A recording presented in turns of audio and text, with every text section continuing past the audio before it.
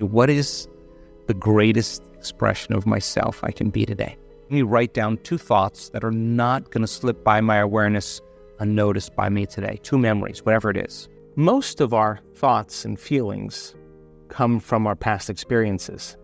They come from our memories. In fact, your brain is organized to reflect everything you know in your life. Your brain is a record of all the things you've learned and experienced to date. It's an artifact.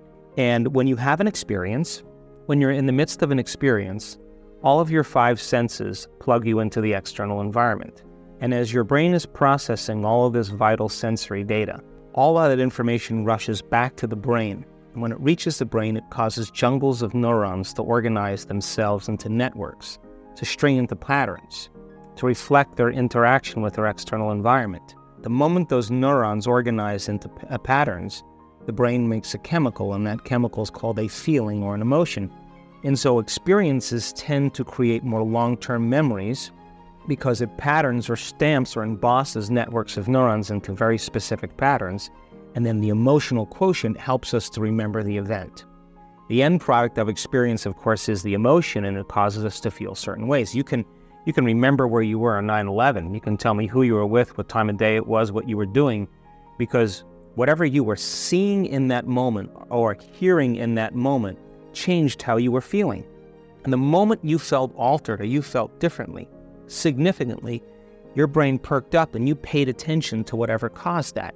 And that event in and of itself is called a memory. So then most of our thoughts and feelings tend to be within the neural circuitry of the past and the emotions of the past chemically. If you combine a thought and a feeling, a thought and a feeling, a thought and a feeling, and you have a series of good thoughts that are connected to a series of good feelings, that cycle of thinking and feeling creates what's called an attitude. If you have a series of negative thoughts that are connected to some pretty bad feelings, you'll say I have a pretty bad attitude today. So if how you think and how you feel creates a state of being, then attitudes are just shortened states of being. You can feel good in the morning, you can feel bad in the afternoon.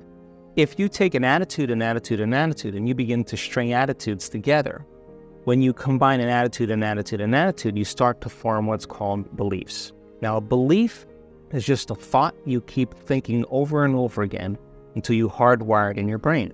And because beliefs are based on past experiences, then the very boundaries of our beliefs are how we feel. And so when our beliefs get challenged, it typically doesn't feel right. There's 2 times when the door to the subconscious mind opens up. When you wake up in the morning, because your brain waves are going from delta to theta to alpha to beta. When you go to bed at night, you go from beta to alpha, theta to delta, and you slip through that scale pretty quickly in the morning and the evening.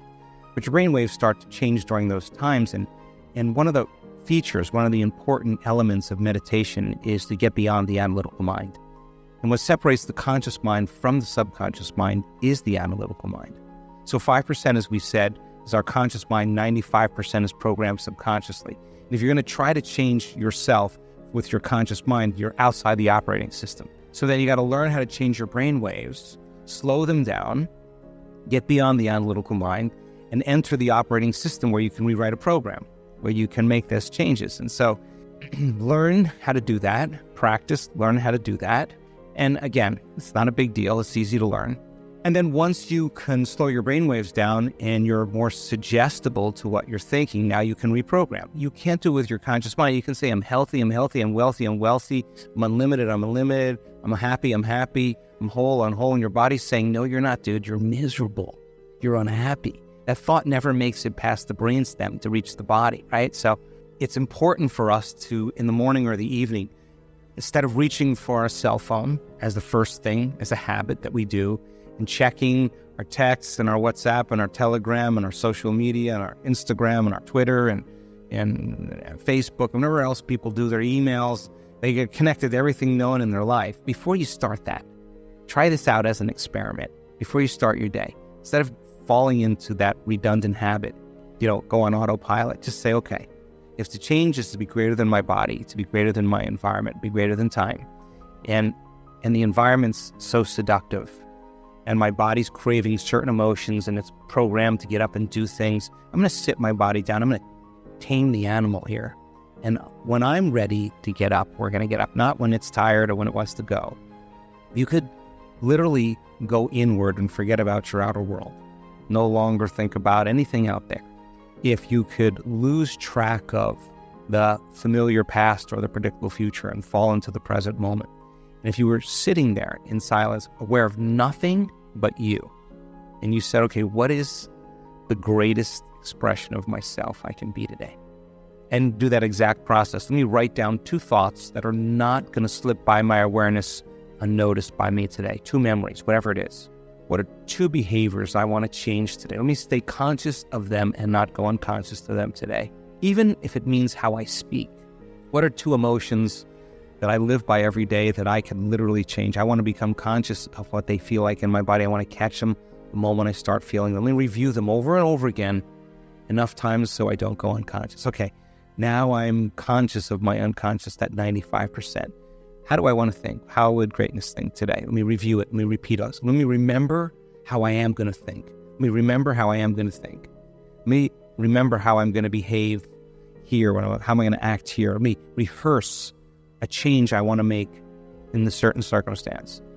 Let me think about how I do want to feel today. Let me open my heart to life again. Let me feel kindness and care and love and gratitude and appreciation. Let me just bring up that feeling. Let me feel it with my heart.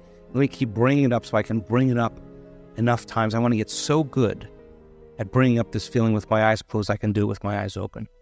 Practice that. And you not make a decision to not get up until you feel that emotion. And ask yourself, can I stay in this state my entire day? And if you can't, you go unconscious, ask yourself at the end of the day, how'd I do? Where'd I go unconscious? Okay, tomorrow morning, new day, new lifetime. We go again. We try again. And it's the practice, it's the repetition that causes the change. Now, here's the beauty behind this, because all of a sudden, when those synchronicities start to happen, when the coincidences start to happen, it's no longer a have to. It's no longer, oh, geez, I got to go create my life. It's not like that. It's like the magic is happening. You don't want it to end. Like you realize that you are actually creating outcomes in your life. You're wanting to do the work.